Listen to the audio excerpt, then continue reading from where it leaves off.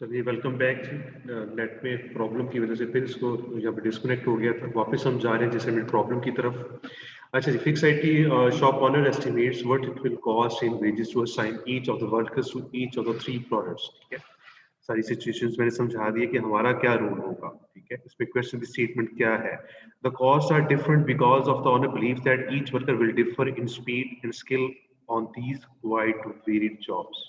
अब उसको ऑनर को पता है कि किसी वर्कर का टैलेंट बहुत अच्छा है, किसी की एबिलिटी इस सेंस में किसी की स्किल्स बहुत अच्छी है, किसी की स्पीड बहुत अच्छी है, तो उस हिसाब से उसने उसको हायर उसने बचवाना है। ये तो छोटा सी प्रॉब्लम मैं डिस्कस कर रहा हूँ आपके साथ कि 3 जॉब्स हैं, 3 बंदे।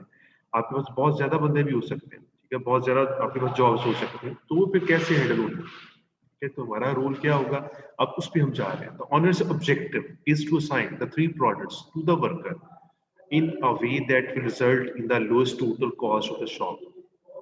ऑनर्स का ऑब्जेक्टिव ये है जी कि तीनों प्रोडक्ट्स असाइन भी कर दे तीनों डिफरेंट वर्कर्स को। ठीक है, और उसकी कॉस्ट है वो कम से कम आए उसको। ठीक है, the assignment of people to product must be 1-to-1 basis. ये मैं आपको पहले भी बता चुका हूँ कि असाइनमेंट प्रॉब्लम में हम 1-to-1 बेसिस पे बात करते हैं। Each project will be assigned exclusively to one worker only. Solve the assignment problem. अब इस क्वेश्चन में कॉस्ट की बात हो चुकी है, इसको हाईलाइट भी कर देता हूँ। इसका मतलब है कि ये मिनिमाइजेशन ऑफ असाइनमेंट प्रॉब्लम है। क्वेश्चन स्टेटमेंट नीचे देखेंगे आप, रिपेयर कॉस्ट प्रोडक्ट ये गिवन होगा, पर्संस है और एक साइड पे प्रोडक्ट है। पर्संस में एडम है, ब्राउन है और कूपर है, और प्रोडक्ट्स जो है नंबर 1, नंबर 2, नंबर 3।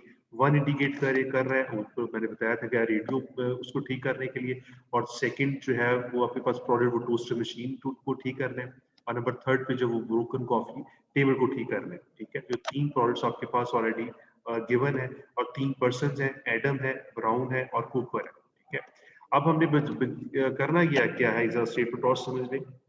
एडम जो है फर्स्ट प्रोडक्ट को ठीक करने पे वो $11 ले रहा है। एडम जो है सेकंड प्रोडक्ट को ठीक करने के लिए $14 ले रहा है। एडम जो है वो थर्ड प्रोडक्ट को ठीक करने के लिए $6 लेता है। फिर ब्राउन इसी पैटर्न पे फर्स्ट प्रोडक्ट को ठीक करने पे $8 ले रहा है। ब्राउन सेकंड प्रोडक्ट को ठीक करने पे मतलब $10 लेता है। थर्ड प्रोडक्ट को ठीक करता है तो 11 लेता है। कॉपर सिमिलरली $9 लेता है फर्स्ट प्रोडक्ट के लिए, सेकंड पे 12 लेता है, और कूपर जो है थर्ड के लिए 7 ले रहा है, सेकंड पे 12 ले रहा है। ठीक है, अब ये इन्फॉर्मेशन तो आपको पता चल रही है। अब यहाँ से देख के आप नहीं बता सकते कि जी हमने एडम को फर्स्ट पे भेजना है, ब्राउन को सेकंड पे भेजना है जी, या कूपर को किस पे भेजना है, तो वो अब हम काम करेंगे। अब इसका सोल्यूशन देखेंगे कि सबसे पहले क्या करना है आपने, रो रिड्यूस्ड कॉस्ट टेबल आपने बनाना है। ये देखिए मैंने लिखा हुआ प्रोजेक्ट 1 to 3, और पर्सन पे एडम, ब्राउन, कूपर लिखा है। एग्जाम्स के हवाले से अगर आप ABC भी लिख देंगे तो फिर भी ठीक है, एब्रिविएशन चला दें, जरूरी नहीं कि आपने ये सारे वर्ड्स लिखने हैं। आप देखिए वैल्यूज आपके पास 11, ये सारी वैल्यू रो। सबसे पहले आपने क्या करना है, रो रिड्यूस कॉस्ट टेबल निकालना है। उसके लिए क्या करेंगे, फर्स्ट रो में वैल्यूज अगर आप देखें 11, 14, 6 है। इसमें जो सबसे आपके पास छोटी वैल्यू है वो कौन सी है, 6। ये वाली जो है इसको आपने सिलेक्ट कर लेना है। ठीक है, मतलब कि 11 को 6 में से माइनस कर देंगे, 5 आ गया। 14 को 6 में से माइनस कर देंगे, 8 आ गया। 6 को 6 में से माइनस करेंगे तो 0 आ जाएगा। तो सेम पैटर्न पे सेकंड रो में 8 वैल्यू सबसे कम आ रही है, और थर्ड रो में 7th वैल्यू आपके पास कम आ रही है। तो आपने क्या करना है जी, 1 बाई 1 हर रो की जो सबसे छोटी वैल्यू है उसको पिक करना है। अब सेकंड रो में 8 वैल्यू स्मॉलेस्ट है, 8 को 8 में से माइनस किया तो 0 आ गया। 10 को 8 में से माइनस किया तो 2 आ गया। 11 को 8 में से माइनस किया 3 आ गया। अब इस थर्ड रो में लोएस्ट वैल्यू 7 आ रही है, तो 9 को 7 में से माइनस किया 2 आ गया। 12 को 7 माइनस किया 5 आ गया। 7 को 7 माइनस किया तो 0 आ गया। तो ये साथ आपने लिख भी देना है, रो रिडक्शन जो है। रो रिडक्शन के बाद अब आप क्या करेंगे, कॉलम रिड्यूस कॉस्ट टेबल। अब आपने जैसे रो के लिए काम किया, कॉलम वाइज बात करेंगे। कॉलम वाइज आप देखें सबसे लोएस्ट वैल्यू, फिर आपने आइडेंटिफाई करनी है 502। पहला कॉलम ये है 502। ठीक है, इसमें स्मॉलेस्ट वैल्यू क्या आ रही है, जिसमें लिखा है बोल्ड करके कॉलम रिडक्शन में 0 वैल्यू है। फिर क्या करेंगे, जो उसी पैटर्न में जैसे रो में काम किया तब कॉलम ही इसको माइनस करते जाए। पहले कॉलम में 5 को 0 में से माइनस करेंगे, 5 आ जाएगा। सिमिलरली सारी वैल्यूज वही आ जाएंगी 502। सेकंड कॉलम में आपके पास जहां पे कर्सर मूव कर रहा है, स्मॉलेस्ट वैल्यू क्या आ रही है, 2। देखिए मैंने लिखा हुआ है 2। उसके फिर अगेन क्या करेंगे, 8 को 2 में से माइनस कर दिया 6 आ गया। 2 को 2 में से माइनस कर दिया 0 आ गया जी। 5 को 2 में से माइनस किया 3 आ गया। थर्ड कॉलम में भी स्मॉलेस्ट वैल्यू 0 है, तो इसका मतलब है कि वही वैल्यूज एज इट ही आपके पास आ जाएंगी। तो अभी आप देखें रो रिड्यूस कॉस्ट टेबल भी बना लिया आपने, कॉलम रिड्यूस कॉस्ट टेबल भी बना लिया। आसान सी डिस्कशन है। अब आपने ऑप्टिमल सॉल्यूशन निकालना है। आपका सोल्यूशन कैसे आइडेंटिफाई कर रहा है उस पर देखेंगे। ये जो टेबल है जो आपका फाइनल बन चुका है, मैंने आपको नेक्स्ट एक और टेबल लिखा है आपको समझाने के लिए, ठीक है। आप ये वर्किंग जो है इस टेबल पे भी कर सकते हैं। 5 6 0 0 0 3 2 3 0 ये वाली वैल्यूज नहीं लेनी है, तो सिर्फ आपको समझाने के लिए लिखी थी। तो ये तीनों वैल्यूज अगर आप देखें टेबल पे लिखी हुई है, ये जो है 5 6 0 0 0 3 2 3 0। वो आपने करना क्या है, टेस्ट फॉर ऑप्टिमलिटी के लिए जितने भी जीरोस आ रहे हैं कोशिश करनी है जी आपने हॉरिजॉन्टली या फिर वर्टिकली लाइंस लगानी है। इन जीरोस को ऐसे लगाना है ताकि वो कवर हो जाए। अब आप देखें, मैंने कोशिश की एग्जाम्स के वाले से भी आप इसी तरह लगाएंगे जैसे मैंने ये लगाया हुआ। अब मैं दिख रहा है मुझे और आप समझ सकते हैं कि इन लाइंस को कैसे क्रॉस मैंने किया। वे ये है जी कि आपने कम से कम लाइंस लगानी है और करना क्या है, सारे जो जीरोस हैं उनको कवर कर देना है, ठीक है। अब आप देखें मैंने एक लाइन ऐसे लगाई, ठीक है, और दूसरी लाइन मैंने ऐसे लगा दी। अगर आप ये कहते हैं कि मैं सर ये लाइन ऐसे लगा देता हूँ फर्स्ट और सेकंड यहाँ लगा देता हूँ, थर्ड एक और लगा देता हूँ, तो 3 लाइंस लग गई। यही आपकी ऑप्टिमलिटी अचीव करने के लिए आपका ऑब्जेक्टिव होगा कि कम से कम लाइंस लगानी है आपने और सारे जीरोस कवर करने हैं। होगा क्या, अब मैं उस पर जा रहा हूँ। As a number of lines is not equal to the number of rows, so the solution is not optimal. Solution आपका ऑप्टिमल नहीं है। क्यों नहीं है? अगर तो लाइंस आपकी उतनी लगी हैं जितनी आपके पास नंबर ऑफ रोज हैं, अगर उसकी इक्वल आ जाती हैं, तो अगर मैं कह जैसे मैंने बताया आपके पास अगर मैं ऐसे लगा देता first row line, second line और थर्ड लाइन, तो 3 लाइंस आ गई थी। 3 लाइंस 3 नंबर ऑफ रोज की इक्वल है, तो आपकी ऑप्टिमलिटी अचीव हो चुकी है। आपके मतलब आगे डिस्कशन करने की जरूरत नहीं है। लेकिन मैंने क्या कहा कि लाइंस कम से कम लगानी है और जीरो सारे कवर होने चाहिए।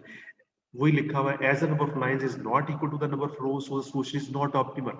मैंने देखा फॉरन एक इसमें 2 जीरोस आ रहे थे, एक लाइन मुझे यहाँ पे लगानी पड़ेगी, एक यहाँ लगानी पड़ेगी। तो अभी देखिए आपकी ये नंबर ऑफ रोज के इक्वल लाइंस नहीं आ रही, मींस कि सोल्यूशन ऑप्टिमल नहीं है। फिर क्या करना है? To obtain optimal solution select, हम बातें यहाँ पे लिखी है, select smallest number from all the uncovered elements. अब अनकवर्ड एलिमेंट्स कौन से हैं? जिसपे लाइंस नहीं लगी हुई, मतलब 5 6 2 3, इसमें से स्मॉलेस्ट नंबर को पिक कर लें। स्मॉलेस्ट नंबर क्या बचा आपके पास? 2 बन गया, ठीक है। करना क्या है? Subtract this number from all uncovered numbers. जो अनकवर्ड नंबर्स हैं जो उसमें से माइनस कर दें, मतलब यहाँ पे 3 आ जाएगा, यहाँ पे 4 आ जाएगा, यहाँ पे 0 आ जाएगा और यहाँ पे 1 आ जाएगा, ठीक है। ऐड ऐड किस में करना है जी? And add this number to the number at the intersection of vertical and horizontal lines. अब इंटरसेक्शन कहाँ आ रही है? ये देखेंगे आप जहाँ पे ये लाइन, इसका मतलब है कि ये जिसको मैं कर्सर को मूव करके आपको हाईलाइट करता हूँ, ये आपकी इंटरसेक्शन बन रही है। इसका मतलब है कि इस नंबर पे क्या कर देना है, उस नंबर को जो स्मॉलेस्ट नंबर 2 था ऐड कर देना। तो 3 की जगह आपके पास क्या आ जाएगा? 5 आ जाएगा। इस क्वेश्चन में सिर्फ एक इंटरसेक्शन बन रही है, जो वो यहाँ पे बन रही है। लेट्स सपोज एक लाइन अगर यहाँ पे भी होती, इसका मतलब था कि एक इंटरसेक्शन यहाँ पे भी आ जानी थी, ये जीरो के पास जो है, तो फिर जीरो में भी उस नंबर को आपने ऐड करना था। अब आप देखिए यहाँ पे इस टेबल को आपको समझाने की कोशिश करता हूँ। ये जो मैंने बोल दिया है वो लिखा भी होगा यहाँ पे, रिवाइज अपॉर्चुनिटी कॉस्ट टेबल का नाम देते हैं। और यहाँ पे 5 की जगह 3 आ चुका है, अनकवर्ड सेल्स में इसको माइनस करना था 2 को, 6 की जगह 4 आपके पास 4 आ चुका है, और 0, ये वाला 0, ये 0 और ये 0 और ये 0, ये एज इट ही आपके पास आ जाएंगे। इंटरसेक्शन में उस नंबर को ऐड करना था तो 5 आ गया, और यहाँ पे आपके पास ऑलरेडी अनकवर्ड सेल्स थे तो आप इसको माइनस करना था, तो 0 आ गया, फिर 3 की जगह 1 आ गया, ठीक है जी। अब ये बन चुका जी। अब आप फिर अगेन वही काम करेंगे, लाइंस लगाएंगे जीरोस को कवर करने के लिए। अगर मैं लाइन लगाता हूँ, लेट्स सपोज ये 2 जीरो आ रहे हैं, मैं एक लाइन ऐसे लगाता हूँ, ठीक है। ये 2 जीरो आ रहे थे, एक में ऐसे भी लगा सकता हूँ, दूसरा एक जीरो फिर बच गया, ठीक है। इसका मतलब है कि आपको एक लाइन और लगानी पड़ेगी। कोई और वे भी देखें, जितने आपके माइंड में आ रहे हैं सारे स्केच बना बना के देखें। अगर मैं इसको ऐसे करता हूँ, 1 लाइन, सेकंड लाइन और थर्ड लाइन, लेकिन कोशिश आपकी वही होनी चाहिए कि कम से कम लाइंस लगनी चाहिए और सारे जीरोस कवर होने चाहिए। इसमें अब कोई भी ऐसा नहीं है कि आपके 3 लाइंस ना लगे आपके पास इस वे में। अब आपके पास क्या हुआ, ये देखिए मैंने बनाया हुआ है, आपको लाइन लगा के भी दिखाई है। ये पहली लाइन मैंने ऐसे लगाई, उसके बाद मैंने ऐसे मूव कर दिया और फिर मैंने जीरोस को ऐसे, सिर्फ जीरोस को कवर करना है।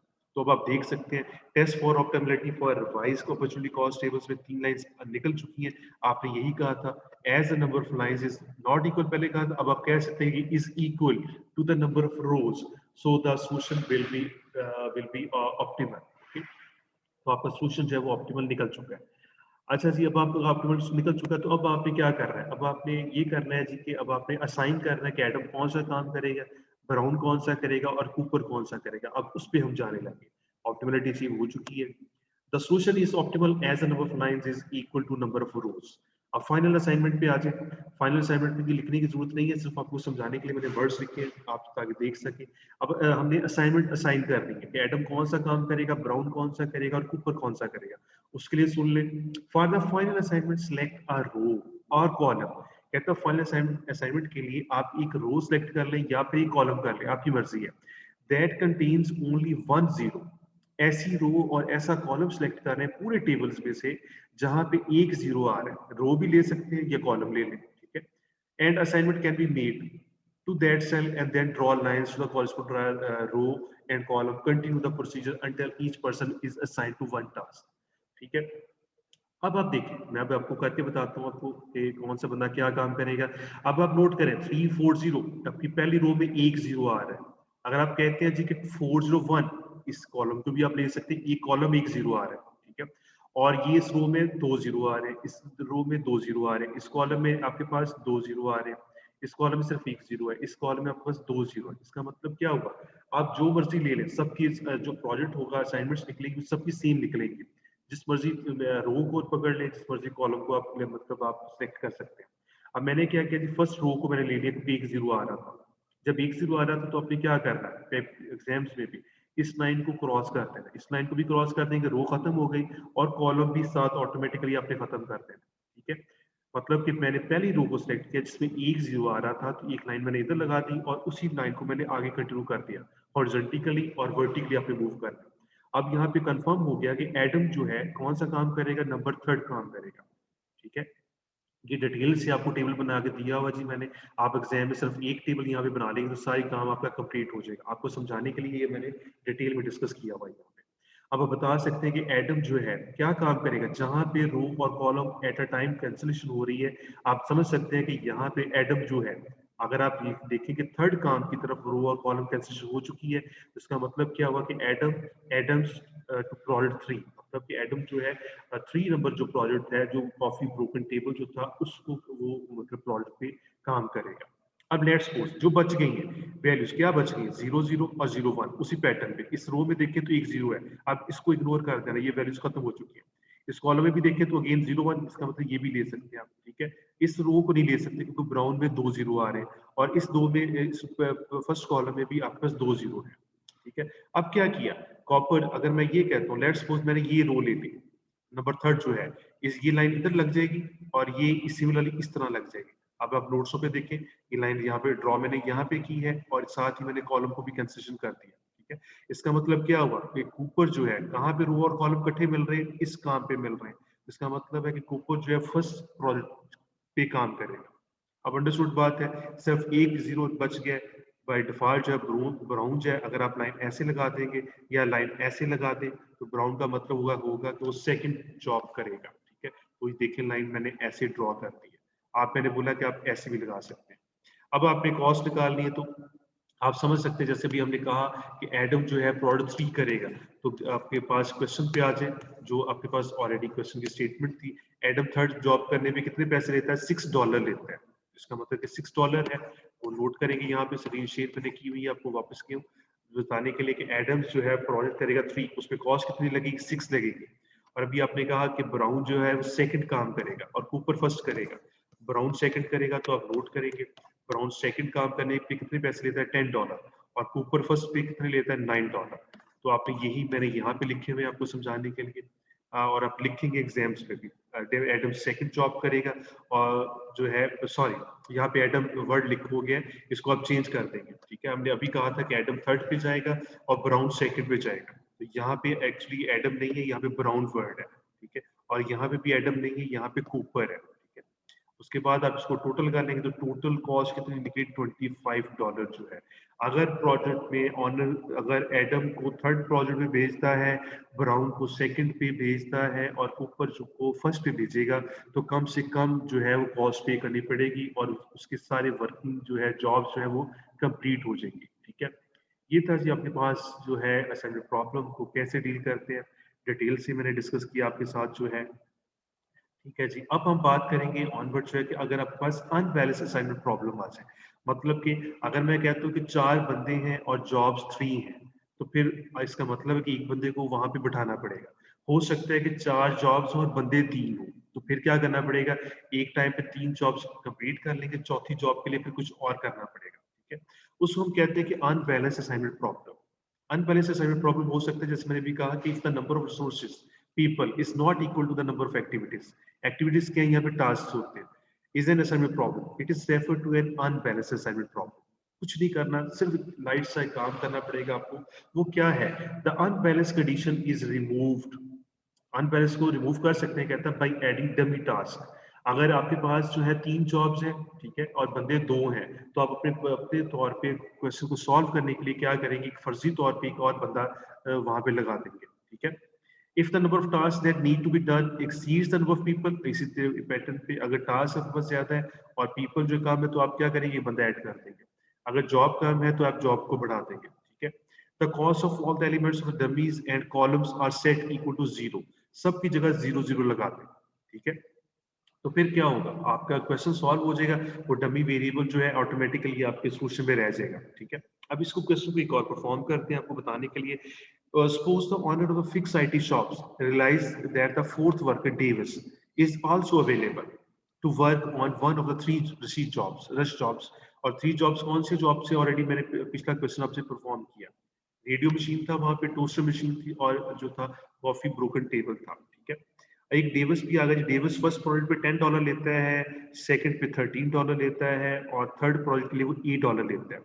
अगर ये क्वेश्चन हो, सॉल्व द असाइनमेंट प्रॉब्लम, तो इस प्रॉब्लम को सॉल्व करें, कहता है, ठीक है? अभी मैं यहाँ पे स्केच बनाता हूँ, आपने खुद सॉल्व करना है। आपको मेथड में बता देता हूँ। यहाँ पे व्हाइट बोर्ड की हेल्प लेंगे। मैंने आपसे कहा कि यहाँ पे डेविस जो है एक और आपके पास बंदा जो है वो अवेलेबल है। इसका मतलब है कि आप यहाँ पे लिख लें। इसको रिमूव करते हैं। जी, मैंने आपसे कहा कि आप लेट्स सपोज एक और बंदा आपके पास है जिसकी जॉब्स के लिए इंफॉर्मेशन गिवन है, ठीक है? सारी उसने इंफॉर्मेशन आपको दी हुई है। ये सपोज करता हूँ जी, यहाँ पे डेविस है, ठीक है? फर्स्ट जॉब पे वो कितने पैसे लेता है? अभी मैंने आपको बताया करके। सेकंड पे कितने लेता है? अभी मैंने आपको बताया। अब मैं आपको लिख भी देता हूँ। इसका मतलब कि बंदे 4 हो गए हैं, जॉब्स 3 हैं। तो अब हमें क्या करना पड़ेगा? एक और जॉब जो है अपने पास से हम यहाँ पे इंक्लूड कर लेंगे, जिसको आपने डमी वेरिएबल का नाम दे दिया, ठीक है? ये जो है फोर्थ जॉब होगी। फोर्थ जॉब इंडिकेट करेगी डमी वेरिएबल को, ठीक है? डमी वेरिएबल को अभी हमने कहा कि अगर रो आ रही है तो उसमें भी 0 0 लगा दें, अगर कॉलम्स आ रहे हैं तो उसमें भी 0 0 लगा दें, क्योंकि आपके पास वैल्यू अवेलेबल नहीं है। तो मैं यहाँ पे भी 0 लगा दूंगा, यहाँ पे भी 0 लगाऊंगा, और यहाँ पे भी 0 लगाऊंगा, ठीक है? अच्छा, ये आपका क्वेश्चन जो है बिल्कुल परफॉर्म हो जाएगा। ये तो जरूरत नहीं होती, इसको यहाँ से खत्म करेंगे हम, ठीक है? और डेविस जो था, अब आपके पास वैल्यूज इंफॉर्मेशन जो है इसको रिमूव करता हूँ।